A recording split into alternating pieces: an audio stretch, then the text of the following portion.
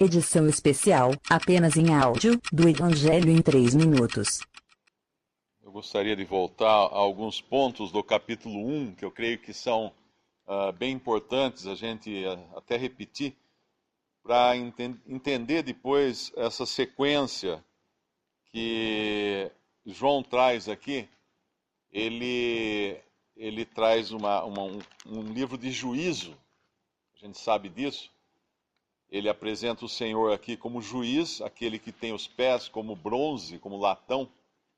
É o único que andou realmente de maneira justa nesse mundo, e o único que tem capacidade de julgar. Tem os cabelos brancos como a neve, que tem sabedoria suficiente também para julgar. E o interessante é que, se a gente voltar um pouquinho no capítulo 1, versículo 7, o apóstolo escreve: Eis que vem com as nuvens, e todo olho o verá, até os mesmos que o traspassaram, e todas as tribos da terra se lamentarão sobre ele. Isso aqui, na realidade, a gente está vendo que ele fala de juízo sobre todo olho, todas as tribos, até os mesmos que o traspassaram. Agora, onde fica então o crente, onde fica a igreja nisso? No capítulo 1 mesmo, versículo 17.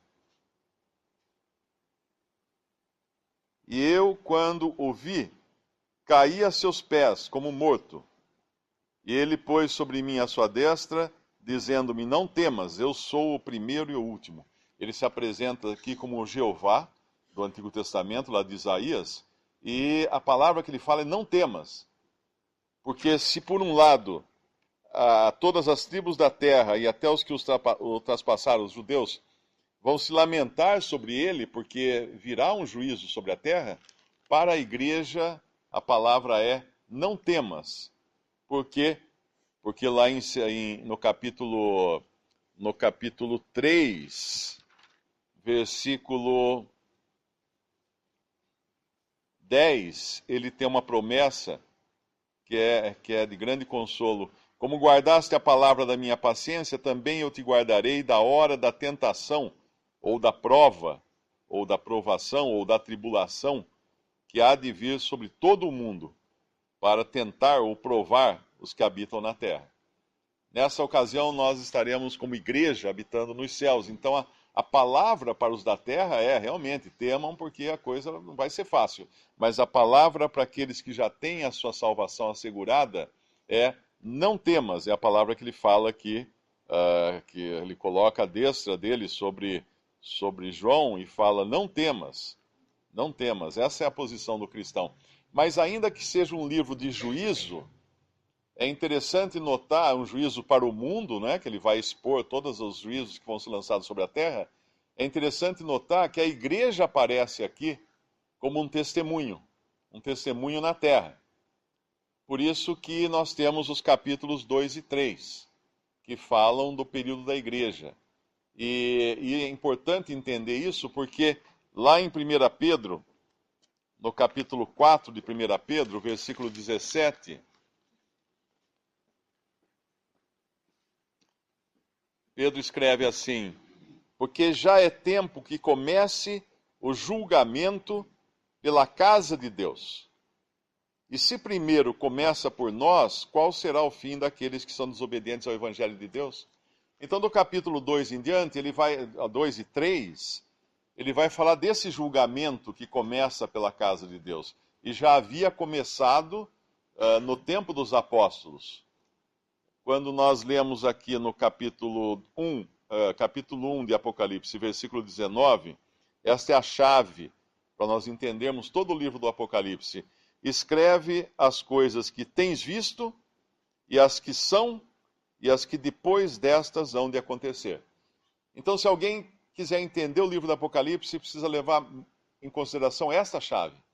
As coisas que tem visto, quais são? Capítulo 1, versículo 9 ao versículo 20. Essas são as coisas que João viu.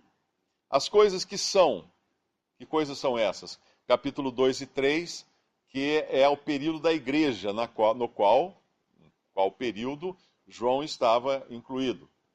E as coisas que depois destas vão acontecer, quais são? Capítulo 4, versículo 1, o próprio Espírito Santo revela aqui. Ele fala, começo do versículo 1 do capítulo 4 de Apocalipse: depois dessas coisas, olhei e eis que estava uma porta aberta no céu. A primeira voz que, como de trombeta, ouvira falar comigo, disse: sobe aqui e mostrar-te-ei as coisas que, depois destas, devem acontecer. Então, quando nós entendemos essa chave, fica tudo muito mais simples. Sabemos que nós não passaremos do capítulo 4, ou melhor, nós terminaremos a era da igreja como um testemunho na terra, no capítulo 3 de Apocalipse. Não entraremos como igreja na terra no capítulo 4, mas entraremos no capítulo 4 como quem está assistindo dos céus, como João estará aqui, né, no capítulo 4. Ele vê uma porta aberta no céu, ele sobe, e aí de lá ele vai assistir as coisas que vão acontecer aqui na terra. Duas coisas, antes de entrarmos também no capítulo 2 de Apocalipse. Ele explica aqui, depois de explicar essa ordem, essa divisão do livro em 3 partes principais, no capítulo 1, versículo 20, ele fala: o mistério das 7 estrelas que viste na minha destra e dos 7 castiçais de ouro. As 7 estrelas são os anjos das 7 igrejas, e os 7 castiçais que viste são as 7 igrejas. Existem muitas interpretações do que seriam esses 7 anjos. Alguns acham que dentro das denominações, falam, não, esse é o pastor da igreja, que é o anjo da igreja. Mas aqui é plural, né? A gente tem que entender que é plural. Quando nós vamos lá em Gênesis, e Gênesis nos ajuda também a entender alguma coisa de Apocalipse, nós entendemos que Deus colocou as estrelas no céu. Deus colocou o sol, a lua e as estrelas. E as estrelas para servirem de guias. De guias. Tem uma passagem, eu não sei se é em Hebreus, obedecer aos vossos guias que vos ensinaram a palavra. Eu acho que é isso, não é? Hebreus, talvez? Hebreus 13.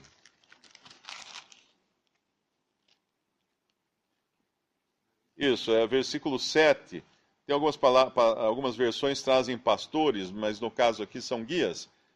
Lembrai-vos dos vossos pastores ou dos vossos guias, que vos falaram a palavra de Deus, a fé dos quais imitai, atentando para a sua maneira de viver.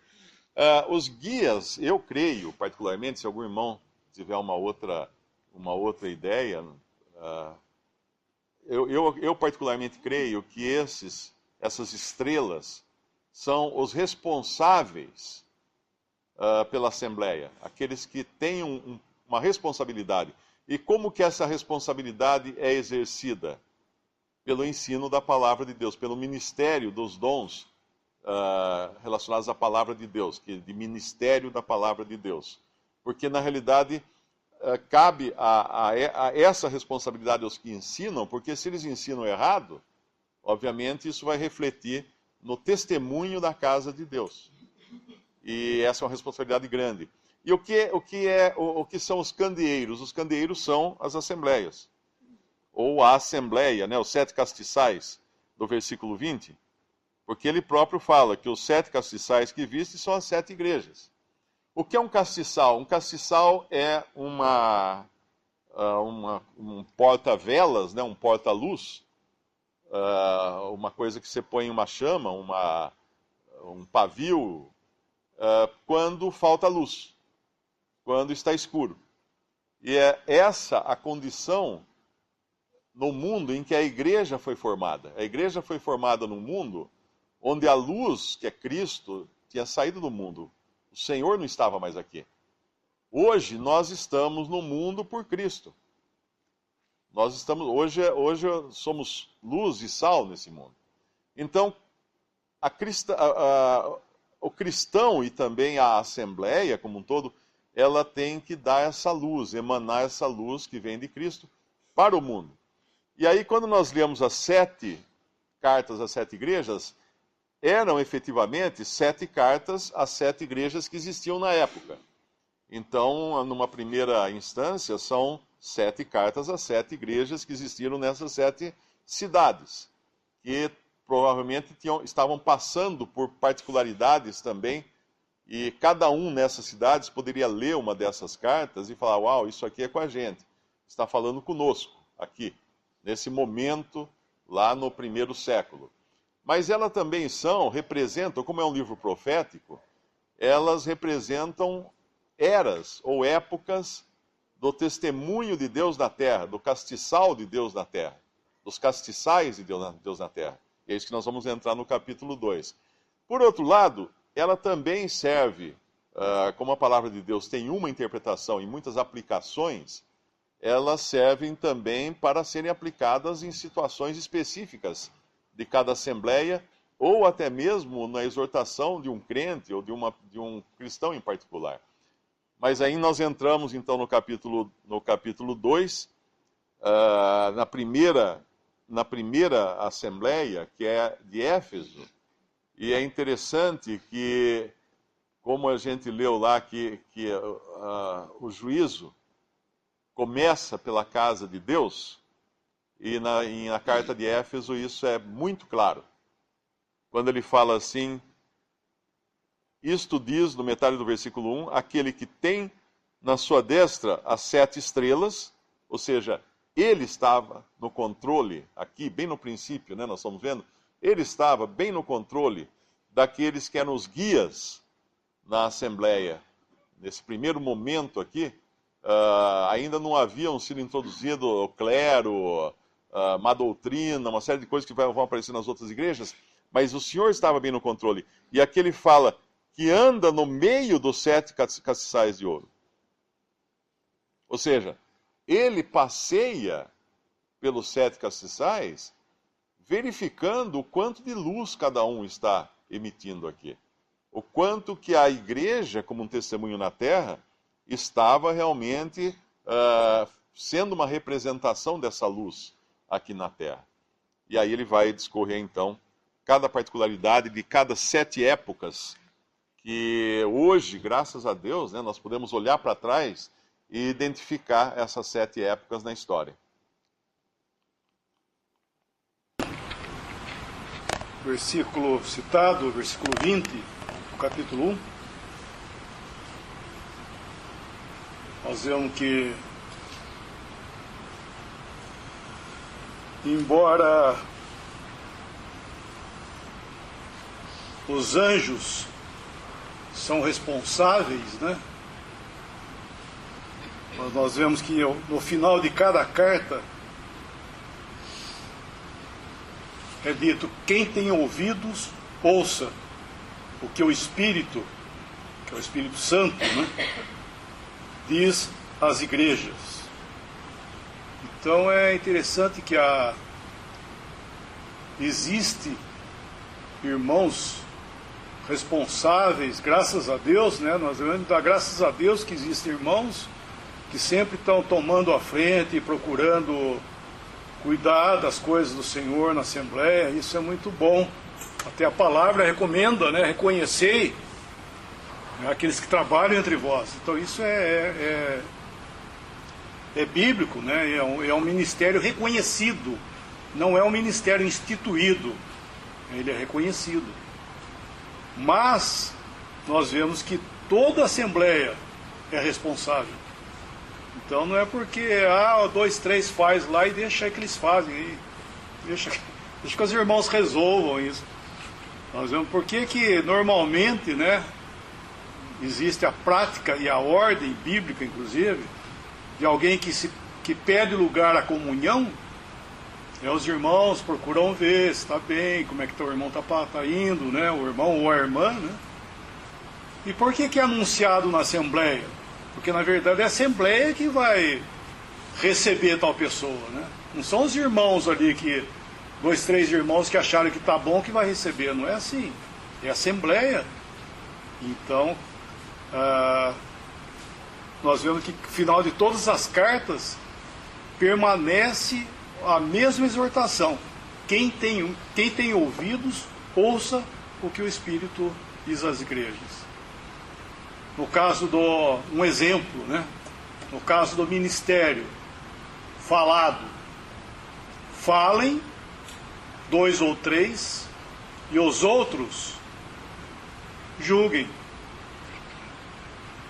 Vamos ver esse versículo lá em 1 Coríntios 14. 1 Coríntios capítulo 14. Daqueles que falam, né? Palavra de Deus. 14, versículo 29. Tratando-se de profetas, falem apenas 2 ou 3, e os outros faz o quê? Julguem.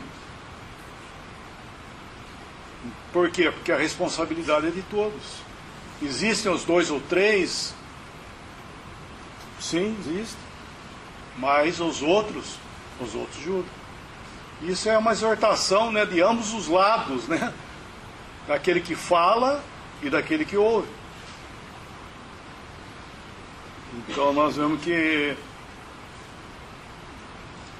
os anjos são necessários, mas toda assembleia deve ouvir. Até inclusive ali, continuando no Coríntios 14, ele fala que isso fosse feito sucessivamente, falar, né? E daí ele fala, porque todos podereis profetizar. Ali ele não está falando de uma democracia. Está escrito aqui, ó, tá vendo um versículo aí, no nosso capítulo 14, está escrito lá, ó, porque todos podereis profetizar, né? Deixa eu pegar o versículo aqui que fechei. Versículo 31. Porque todos podereis profetizar, um após o outro, para todos aprenderem e serem consolados. Está aqui, ó, porque todos. Eu posso falar, viu? Está aqui, ó. Não é isso que ele está falando. Não é direito, não é democracia. Aqui está dizendo que todos, nós, todos irmãos, logicamente, podem ter o privilégio de serem usados pelo Senhor para trazer uma palavra, né? E se todos podereis, é no sentido, todos deveríamos estar no espírito tal, prontos para ser usados pelo Senhor para trazer uma palavra para a Assembleia. Então aqui não é democracia, aqui é privilégios de poder falar a palavra e os outros, né? Uma vez que eu me calo, eu faço parte desses outros que julguem a palavra. Sem dúvida nenhuma, o ministério das irmãs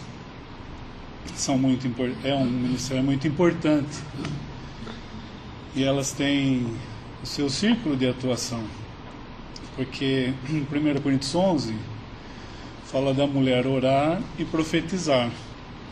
E como esse assunto que o irmão mencionou em 1 Coríntios 14, como é o que caracteriza ali é aquela expressão, quando vos ajuntais, significa que é uma reunião formal da Assembleia. Então, ali, as irmãs não vão profetizar.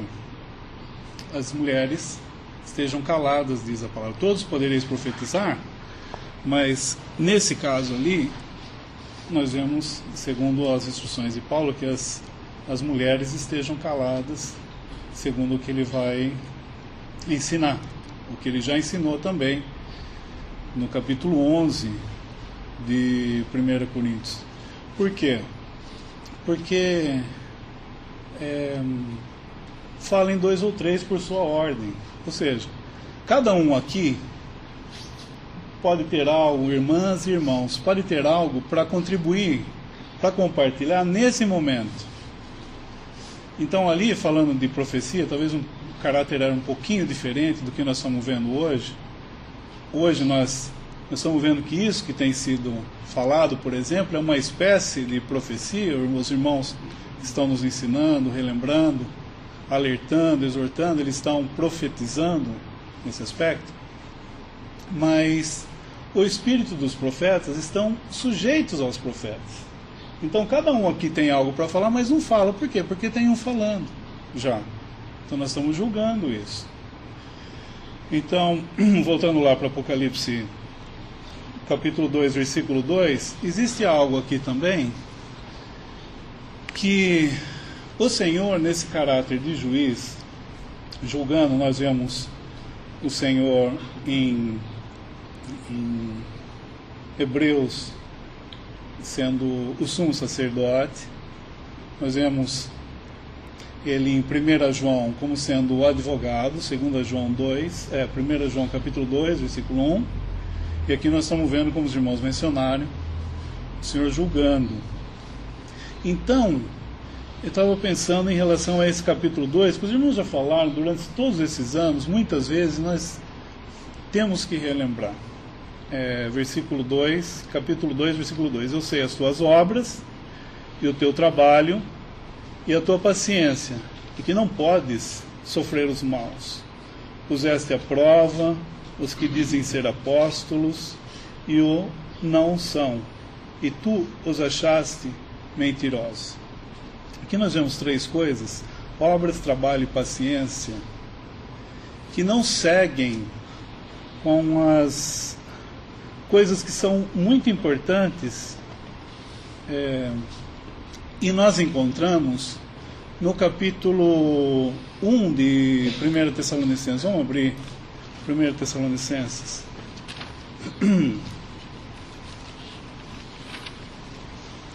Capítulo 1, versículo 3. 1 Tessalonicenses 1, 3. Lembrando-nos sem cessar da obra da vossa fé, do trabalho da caridade ou do amor, e da paciência da esperança em nosso Senhor Jesus Cristo, diante de Deus nosso Pai. Estas três coisas, fé, amor e esperança, obra da vossa fé, trabalho da vossa caridade ou amor, e da paciência da esperança, nós não estamos vendo mais no capítulo 2. Voltando lá para Apocalipse 2, nós só estamos lendo aqui, eu sei, capítulo 2, 2, Apocalipse, eu sei as tuas obras. Onde estava a fé? Não era resultado de fé que as obras estavam sendo feitas. Existiam as obras. Estava pensando, segurando aí, em Hebreus 4, versículo 13.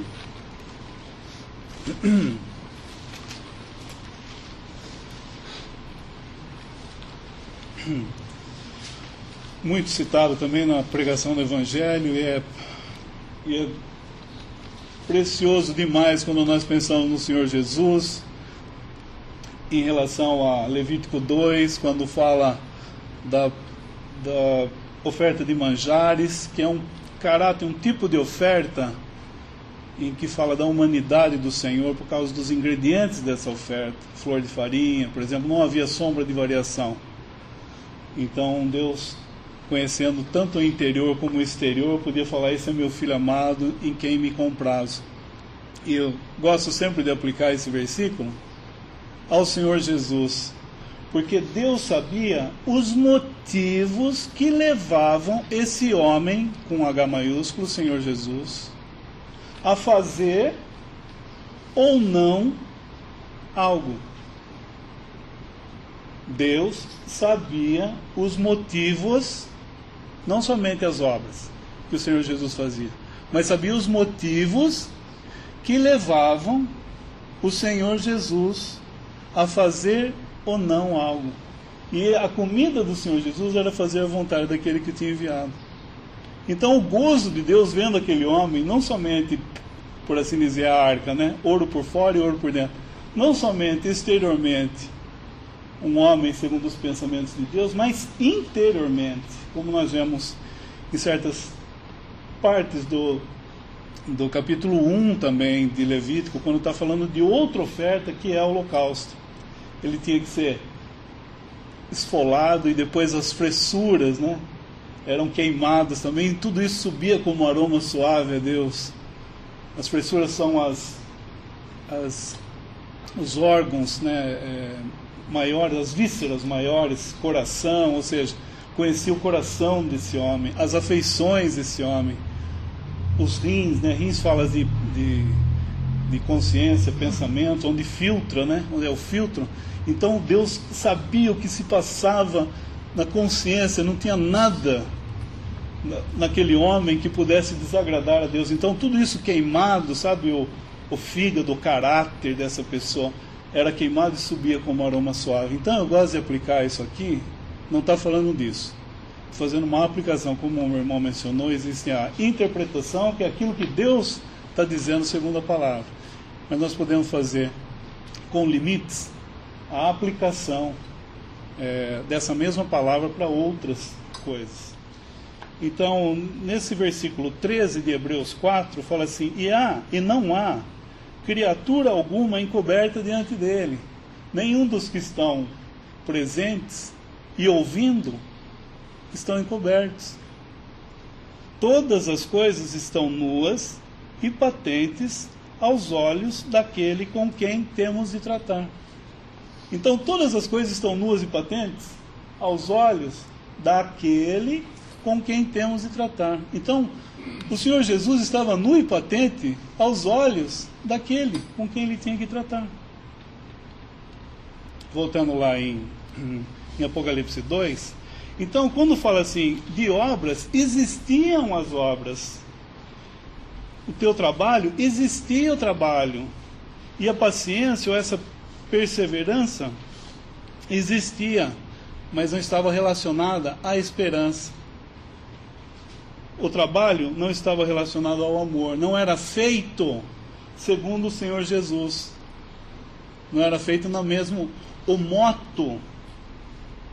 motor, aquilo que movia a fazer as obras, não tinha essa segunda palavra, que é, então, eu sei as tuas obras de fé, não era segundo a fé, o teu trabalho que não estava vendo, não que não fosse, mas nós não vemos mais aqui o amor ou a caridade, e a paciência, que não era resultado da esperança. Então, havia já nesse primeiro momento aqui na igreja de Éfeso, isso, havia obra, esse para quem cuja a revelação foi a revelação mais elevada, ou seja, Paulo revelou coisas, escrevendo a igreja de Éfeso, coisas mais elevadas. Até um irmão costuma chamar essa daqui de segunda epístola aos Efésios, ele fazendo, parafraseando, né? Então, existia obra, trabalho, paciência, para quem tinham sido reveladas coisas elevadas, mas não havia essas segundas coisas: fé, amor e paciência. Então, isso pode acontecer também, transportando para nós hoje, mesmo no meio da Assembleia, pode haver obras, mas o que nós temos que estar julgando? É o que está nos movendo a fazer ou não algo, como o Senhor. O que está me movendo a falar, por exemplo? Será que eu estou buscando a minha autoexaltação, né? Porque uma das coisas em 1 Coríntios 14, que o Alemão mencionou, é faça-se tudo para edificação, no versículo 26. Não é faça-se tudo para a autoexaltação. Então o que eu estou buscando nas obras? O que eu estou buscando, né, em relação ao trabalho? Então nós estamos vendo isso já para essa igreja que tinha sido revelado coisas grandiosas para elas, mas o motivo já era outro. E Deus sabia bem qual era o motivo. O Senhor Jesus estava andando no meio e sabia o motivo. Ou seja, não pode ser, dizer assim, né, com toda a reverência, ele não pode ser ludibriado. Então por isso que nós andamos inúmeras vezes com as nossas bocas no pó, porque nós temos que julgar em nós mesmos, suportar muitas vezes os nossos irmãos, porque nós temos que andar juntos na Assembleia, fazendo uma aplicação novamente, mas nós temos que julgar em nós mesmos o que está me movendo a falar ou não, o que está me movendo a fazer ou não. E essa paciência, essa coisa de perseverar, ela está sendo fruto de um andar na presença do Senhor, perguntando assim: Senhor, puxa vida, nós vamos ver tua face, Então essas coisas são fundamentais. Apesar de, numa assembleia, às vezes parecer muito ativa, isso não necessariamente significa que ela é uma assembleia espiritual. Então, só um exemplo claro para nós, que nós estamos vendo aqui em Éfeso, deixar o primeiro amor. Eles não tinham falado isso, mas o Senhor identificou neles. Então pode haver uma grande assembleia que deixou o seu primeiro amor. Então passa a ser o quê? Um formalismo. Eu estou aqui porque é o primeiro dia da semana, claro, nós vivemos, né? Nós seguimos a palavra de Deus. Ou eu não estou aqui, ou eu estou aqui, não por causa dele. Então nós temos que estar sempre julgando. E se há algo no nosso coração, como uma coisa prática, não estou falando utópica, uma coisa prática, diária, necessária. É falar, Senhor, e é difícil nós temos que falar isso. Senhor, eu não tenho tido essa atração por Ti. Me ajuda. É não tentar resolver no poder do braço, tentando aparentar diante dos irmãos, para parecer aquilo que eu não sou, uma coisa que nós gostamos de fazer, nós temos que julgar isso, repito, mas é uma coisa que nós podemos falar, Senhor, ajuda, e Ele vai nos ajudar, porque Ele nos ama, e mais do que os irmãos, mais do que os nossos familiares, Ele nos ama muito mais, então Ele sabe. Então, voltando para finalizar esse pensamento, essas obras existiam, o trabalho e essa paciência, mas o motivo não era um motivo segundo os pensamentos de Deus. E isso, olhando para eles, nós podemos julgar enquanto assembleia e enquanto indivíduos também, como cristãos. Interessante que esse sentimento que aflige aqui a igreja que nós estamos lendo não é novo, porque em Jeremias, no capítulo 2, eu vou ler, e veio a mim a palavra do Senhor dizendo, vai, clama aos ouvidos de Jerusalém, dizendo, assim diz o Senhor, lembro-me de ti, da beneficência da tua mocidade e do amor dos teus desposórios, quando andavas após mim no deserto, numa terra que não semeava. E depois, porventura, esquece-se a virgem dos seus enfeites, ou a esposa dos seus véus? Todavia, o meu povo se esqueceu de mim por inumeráveis dias. Então nós vemos interessante que a primeira igreja mencionada no livro que nós estamos lendo, de Apocalipse, é a primeira falada que havia deixado o primeiro amor. Então nós vemos, às vezes, como o tempo ou as pessoas, nossos próprios irmãos, porque nós também somos responsáveis por animar uns aos outros, encorajar uns aos outros. E nos dá medo e temor isso, às vezes nós ouvimos falar de que as pessoas, que os irmãos estão tendo dificuldades, problemas, mas nós vemos que, no entanto, também eles pouco procuram buscar o Senhor. E da mesma forma aqui, quando o Senhor Jesus fala às igrejas, da primeira até a última, é como o irmão falou, é como se nós estivéssemos nos olhando no espelho. E isso deve de trazer uma resposta em cada um de nós. Nós vamos, por exemplo, aqui alguém que já casou, alguém que vai casar, ele vai de qualquer jeito para a festa do casamento? Ou ele antes se prepara, procura fazer as melhores coisas, procura pôr a melhor roupa, as noivas se enfeitam tanto, e nós, para para virmos fazer talvez o único pedido que o Senhor fez de lembrarmos do seu nome, nós estamos aqui, às vezes, por estar, para cumprir um ato religioso.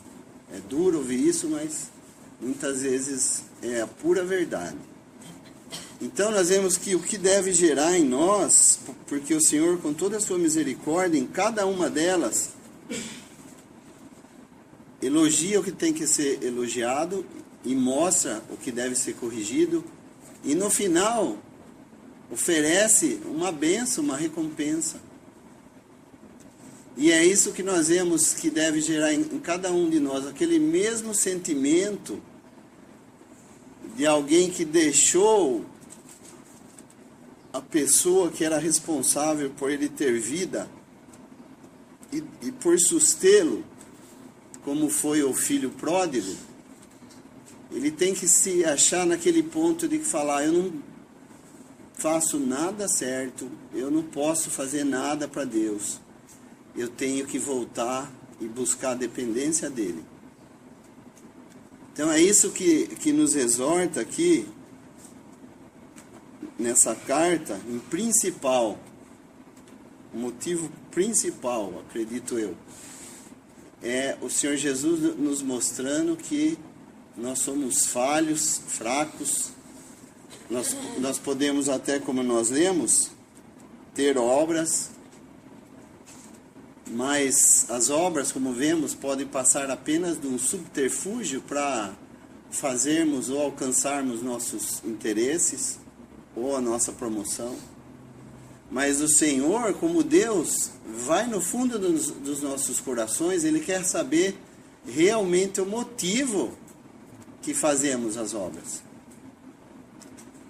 E o motivo deve ser sempre esse, a resposta a Ele por tudo que Ele fez por nós. Não para que eu possa agradar tal ou tal irmão, ou que eu possa ser parecido como uma boa pessoa.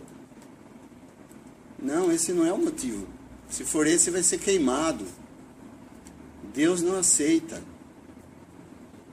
O motivo deve ser estarmos aqui em resposta a essa pessoa bendita que nos deu a vida eterna. Então, que possamos sempre lembrar, porque sempre esquecemos. Quer ser por, às vezes, enganos que o inimigo quer colocar em nós, a ponto de termos medo, ou quer seja o motivo de nos adaptarmos tanto às coisas desse mundo, ao conforto desse mundo, que essas coisas se interpõem nos nossos corações para que possamos dar o devido valor à pessoa de Cristo.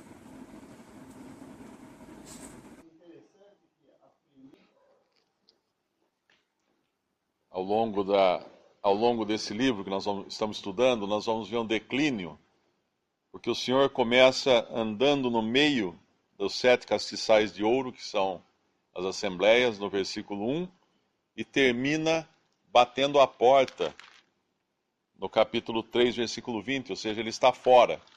Então vai haver um declínio ao longo do tempo do testemunho de Deus na terra. E sempre lembrando que essas 7 igrejas, aqui chamadas igrejas, não são necessariamente no sentido de igrejas onde todos são genuínos, mas aqui é o caráter da casa de Deus. Tanto é que nós vamos ver falsos apóstolos em Éfeso, vamos ver aqueles que são sinagoga de Satanás em Esmirna, vamos ver os que ensinam os filhos de Israel a doutrina de Balaão, aqui que tem no versículo 14 do capítulo 2, vamos ver Jezabel ensinando na 4ª igreja, Tiatira. Então, vai ter sempre uma mistura aqui, até que no final o Senhor vai estar chamando individualmente aquele que abre a porta para ele ter comunhão. Então vai ser um declínio ao longo de todas essas 7 igrejas.